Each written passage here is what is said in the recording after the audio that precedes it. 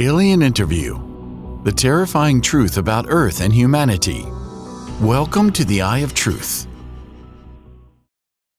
In 1947, a flying object crash occurred in Roswell, New Mexico, which later became known as the Roswell Incident. This incident is considered the origin of words such as gray, referring to aliens, and UFO. Due to the contradictory statements made by the U.S. military and the government's efforts to conceal the details of the incident, rumors surrounding the Roswell incident have persisted to this day. Some believe that the United States' acquisition of overwhelming scientific and technological capabilities may have been a result of the Roswell incident, and there is a book that contains an interview record of an extraterrestrial who survived the Roswell incident and was interviewed by the U.S. military. Regardless of the veracity of the story, the information contained in the book's interview record is thought-provoking. In this video, let's take a look at the contents of this alien interview, which may have revealed the truth about Earth and humanity. Please stay with us until the end. In September 2007, a package arrived at the home of science fiction author Lawrence Spencer from Ireland. The sender's name was Matilda McElroy. Inside the package was a letter and a large amount of manuscript. The letter read, "Dear Mr. Spencer, the information you seek is contained within these manuscripts. Since 1947, I have lived in extreme pain. I was told that by keeping these secrets, humanity would be protected, because if this information were to be revealed, it would cause great shock and panic among those who have been educated by the government and media for so long. Others who knew these secrets have gone missing or lost contact. Therefore, I have no choice but to remain silent. Now at the age of 83, I have decided to end my life as I send this letter. But these secrets that I have kept for 60 years cannot be buried in my grave. People have the right to know." After reading the letter, Spencer remembered Matilda. Spencer had been trying to uncover the truth about the Roswell incident for a long time, and 10 years before the package arrived, in 1997, he learned that an extraterrestrial had survived the Roswell incident. He began searching for someone who had spoken to the extraterrestrial and eventually found a woman named Matilda. When Spencer explained his investigation to Matilda, she admitted that she had been working at the Walker Air Force Base in New Mexico when the Roswell incident occurred, but she said nothing else.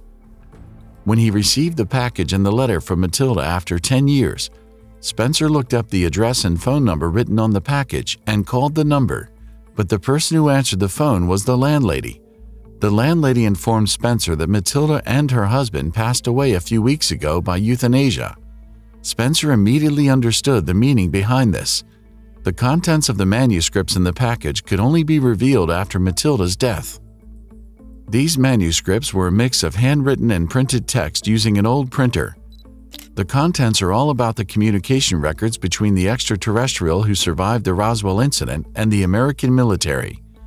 Matilda had organized the contents carefully so that they could be understood by anyone who reads them. After that, Spencer used these manuscripts to write a book called Alien Interviews and revealed the secrets that Matilda had kept for 60 years to the public. However, Spencer always claimed that this was a science fiction novel. Most likely, if he hadn't said that, he would not have been able to publish the book and would not have been able to secure his own safety. Now, let's take a look at the contents of the secret that Matilda kept for 60 years. On July 4, 1947, an unidentified flying object crash occurred in Roswell. The military recovered the wreckage of the object that crashed on a ranch and later publicly announced the fact.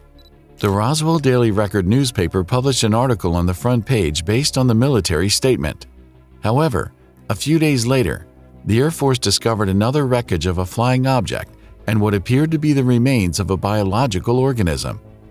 Possibly realizing the seriousness of the matter, the military held another press conference and changed their statements to say that the recently discovered craft was a weather balloon. Later, rumors spread that the remains of an extraterrestrial were found, and the military held another press conference to announce that the remains were a mannequin used in the balloon. However, according to Matilda, after the information that there might be survivors at the second crash site reached the Walker Air Force Base, The medical team that Matilda belonged to was dispatched to the scene. The damage to the crashed flying object was not too severe, but out of the 5 beings that seemed like life forms inside, 4 lost vital signs and only 1 had consciousness. The staff at the scene tried to communicate with this life form, but they couldn't understand words or symbols. Oddly, when Matilda was examining this life form's condition, she clearly felt something in her mind, and immediately she understood this life form is sending messages to her mind. In other words, communication based on consciousness without language was happening between the life form and Matilda. Surprised, Matilda immediately reported this to her superiors. Because only Matilda felt the same thing at the scene, a few days later, she was taken to a certain place and given the job of translator for this life form. At the same time, Matilda's position was promoted several levels and her salary increased by 20 times. The reason for this is that, as a nurse, she would not have the authority to participate in a highly confidential project of communicating with extraterrestrial life forms if this didn't happen. At the basement, in addition to the military, there were also scientists, linguists, cryptographers, and other experts. Matilda was given a list of questions and instructed to ask the life form.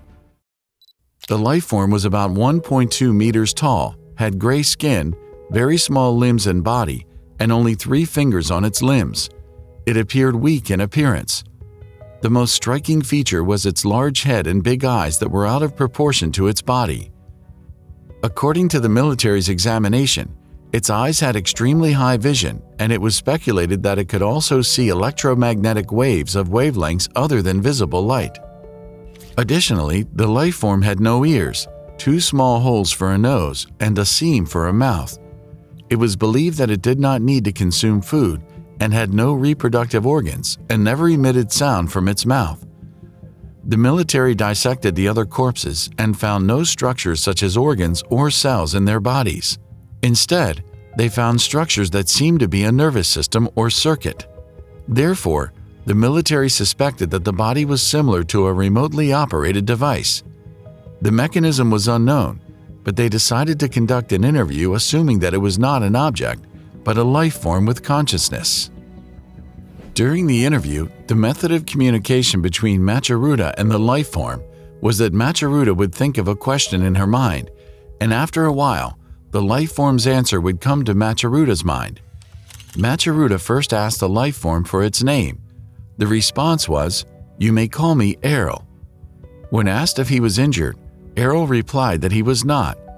Errol also said that it did not need food, water, or oxygen. In response to the question, "Are you truly a living being?" Errol replied, "I am not a robot like a machine, nor a living being like a human.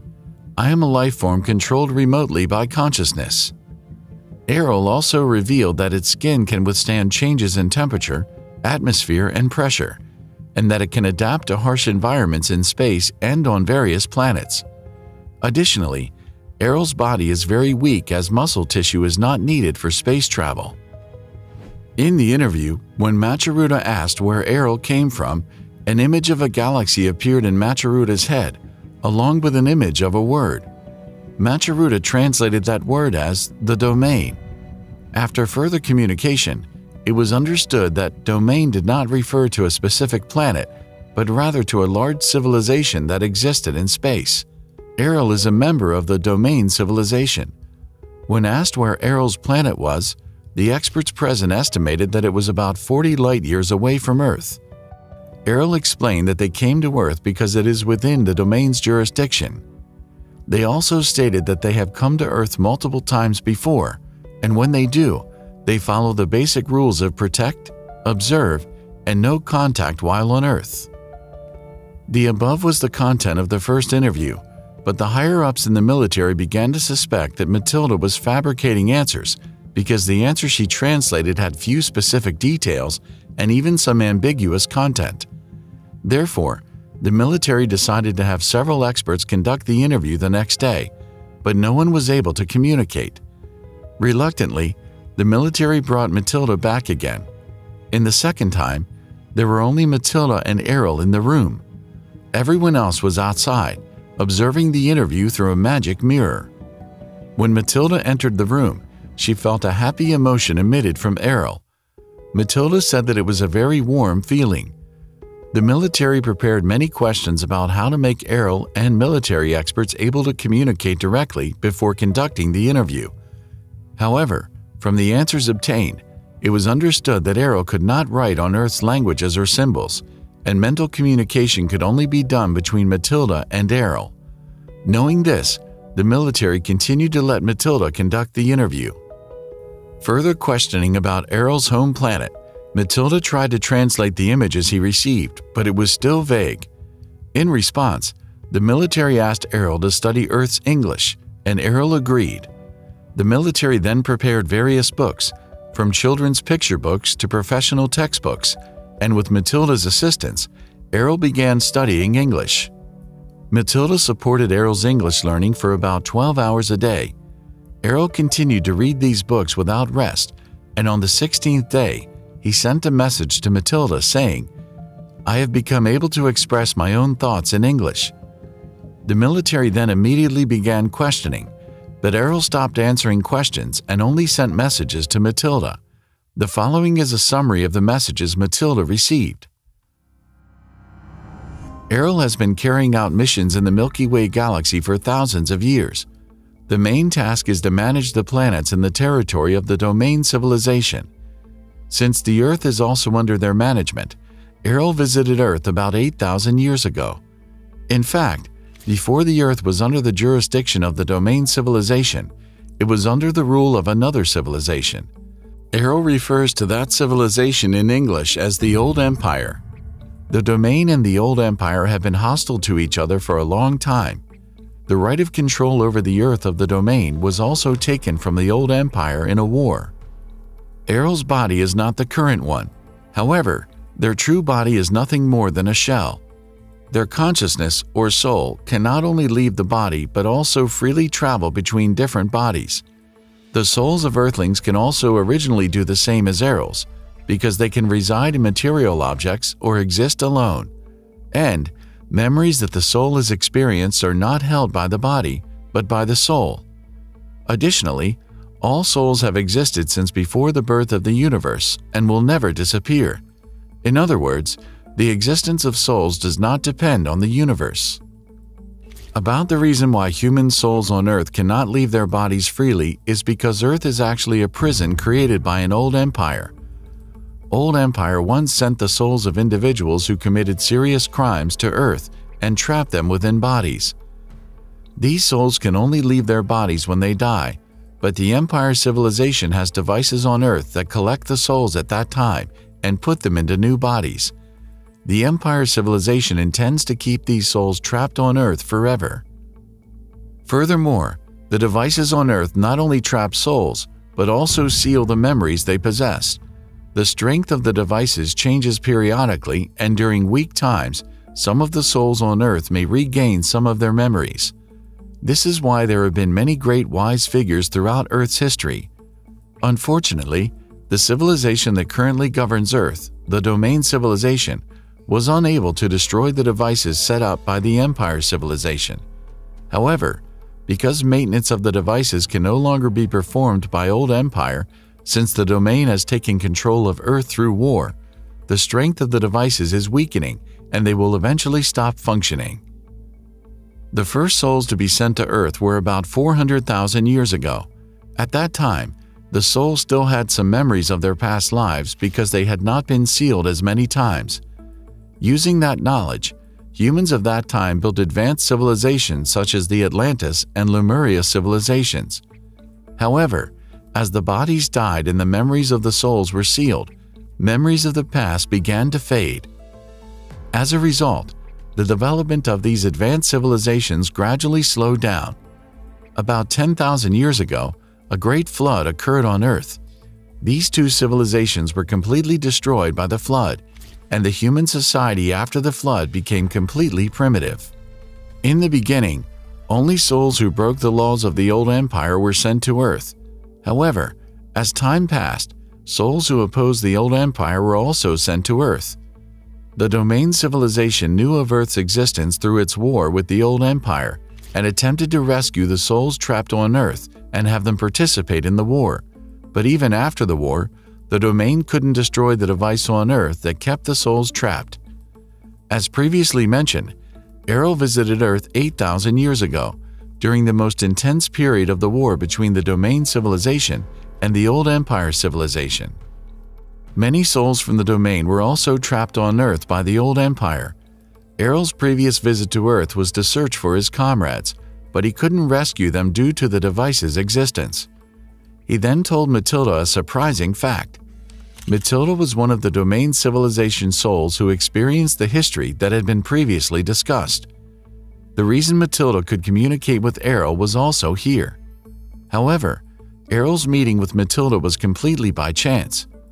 After the spaceship crashed, the other four immediately removed their souls from their bodies, but Errol found Matilda and decided to remain here to talk to Matilda a little.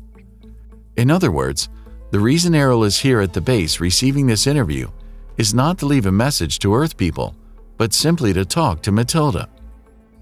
After Matilda reported these, the military did not give up on asking questions. They asked about the technology of Errol's spaceship, but Errol did not answer. The military's higher-ups ordered to give Errol electric shocks to get him to answer, but after being shocked, Errol did not respond anymore.